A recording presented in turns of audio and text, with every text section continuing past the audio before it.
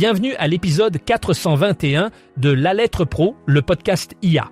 Je suis Bru Latour, le rédacteur en chef de La Lettre Pro. Aujourd'hui, nous allons explorer les dernières nouvelles du monde de la radio et du podcast. Radio France a récemment structuré son innovation avec la création de l'atelier 3.14. Cet atelier est conçu pour devenir un véritable laboratoire d'innovation, rassemblant les initiatives numériques et technologiques de Radio France. L'objectif est de favoriser la création et l'expérimentation de nouvelles idées qui pourraient transformer l'expérience des auditeurs. L'atelier 3.14 se veut être un espace de collaboration où les équipes peuvent tester des projets novateurs et les développer jusqu'à leur mise en œuvre.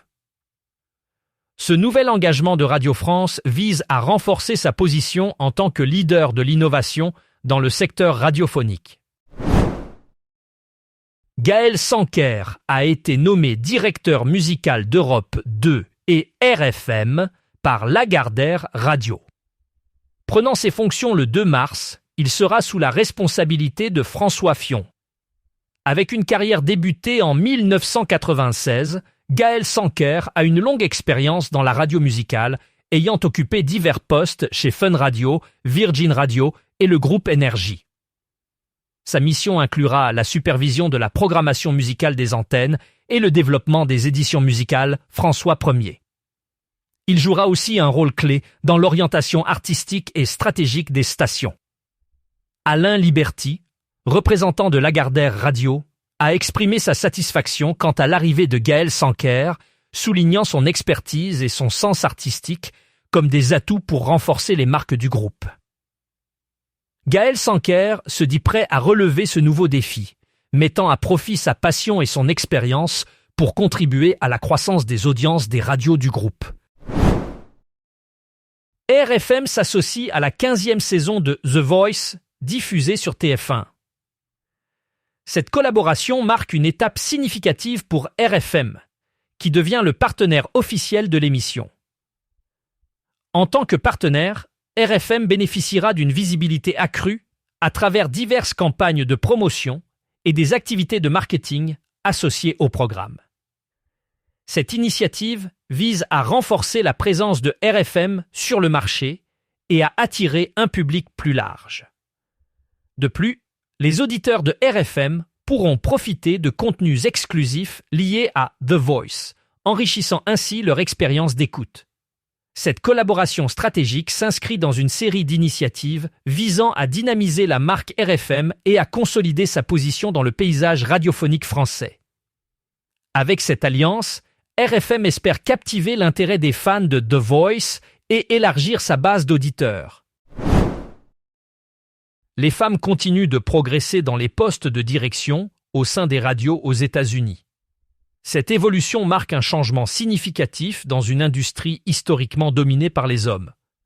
Aujourd'hui, de plus en plus de femmes occupent des rôles clés, influençant ainsi les décisions stratégiques et la gestion des stations de radio.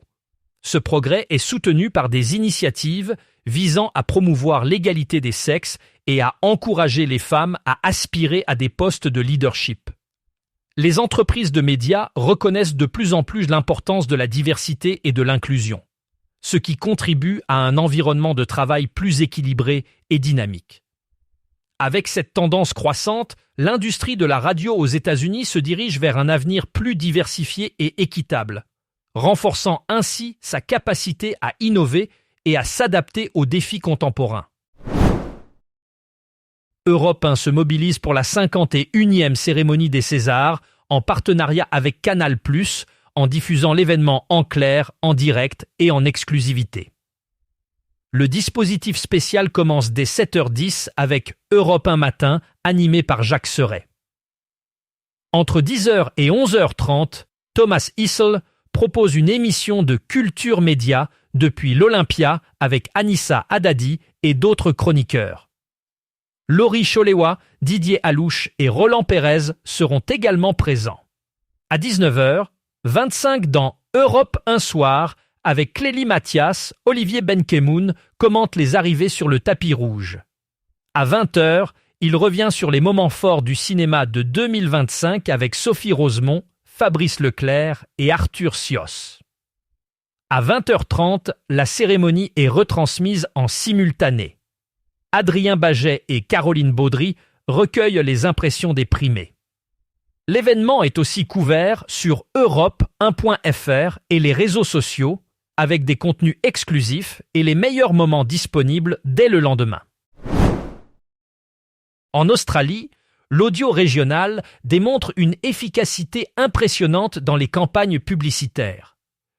Selon les données récentes, les campagnes intégrant l'audio affichent un indice d'efficacité de 148 comparé à 111 pour celles sans audio et à 100 pour la moyenne des campagnes EFI. Cela représente un avantage notable de 33%. Les résultats montrent que l'audio améliore significativement les ventes à court terme, avec une performance de 46% contre 37% pour les campagnes sans audio. De plus, les campagnes audio boostent la part de marché à long terme, atteignant 36% contre 22%. L'acquisition de nouveaux clients est également plus efficace, avec un taux de 50% contre 33%, tout comme la rétention qui s'élève à 25% contre 11%. Enfin, la croissance du profit est supérieure avec l'audio, atteignant 39% contre 30%. Ces chiffres illustrent l'impact puissant de l'audio dans le renforcement des stratégies marketing régionales en Australie. Aux États-Unis, les stations sportives sur les bandes AM et FM ont enregistré une croissance significative de leur audience avec une augmentation de 14%. Ce développement est attribué à l'attrait croissant des programmes sportifs qui captivent un public toujours plus large. Les amateurs de sport se tournent de plus en plus vers la radio pour suivre les événements en direct, bénéficier d'analyses approfondies et écouter les commentaires d'experts. Cette tendance souligne l'importance de la radio sportive dans le paysage médiatique américain, offrant une expérience immersive et interactive que d'autres médias ne peuvent pas toujours égaler. Les stations sportives AM et FM continuent d'innover en proposant des contenus de qualité, des interviews exclusives et une couverture en direct des événements sportifs majeurs, renforçant ainsi leur position sur le marché et attirant une nouvelle génération d'auditeurs passionnés par le sport. Pyrénées FM a récemment amélioré sa réception grâce à un nouvel émetteur à foie, fonctionnant sur la fréquence 97,1. Cette installation a été autorisée par l'Arcom et permet d'étendre la couverture de la station vers le centre de Foix, la Bastide de Céroux et Pamiers.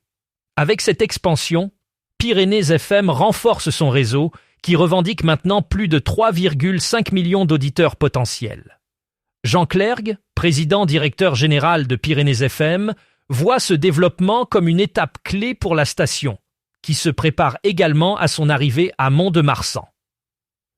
Cette stratégie d'expansion témoigne de l'engagement de Pyrénées FM à offrir une couverture plus large et une meilleure qualité de service à ses auditeurs.